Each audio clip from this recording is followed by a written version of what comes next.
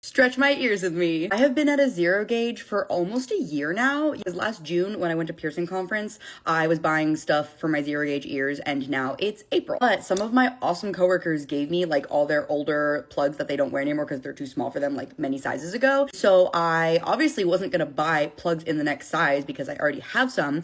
But when I moved, like also over a year ago, I misplaced them somewhere during my move and couldn't find them. And I'm like, I cannot stretch my ears again until I find my stash of plugs that I got from my coworkers. Oh my God, I'm moving again soon and I just found the box.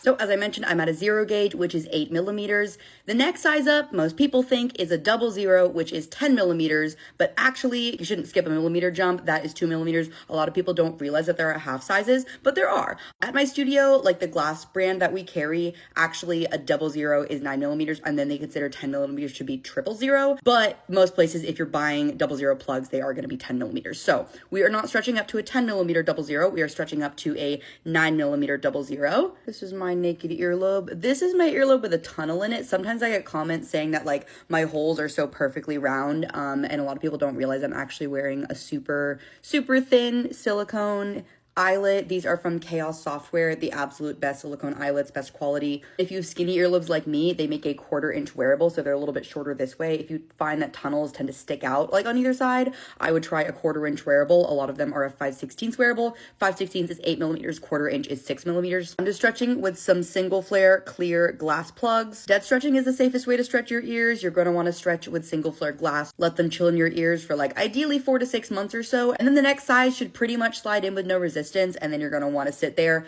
again for a few months. The longer you wait, the better. We don't want cat butthole ears. I have more information about stretching on my page. I just really need to make a playlist. I'm sorry. I'm going to lube up my earlobes with a little bit of oil. I like jojoba oil, but it's not the only oil that you can stretch with. Give them a little massage. And I mean, like I said, I've been at a zero for a comfy year now. So these should go right in. But if there is any pain or like super resistance where like you cannot push them in, do not push it. You do not want to blow out your ears, because there's not really any like true going back. All right.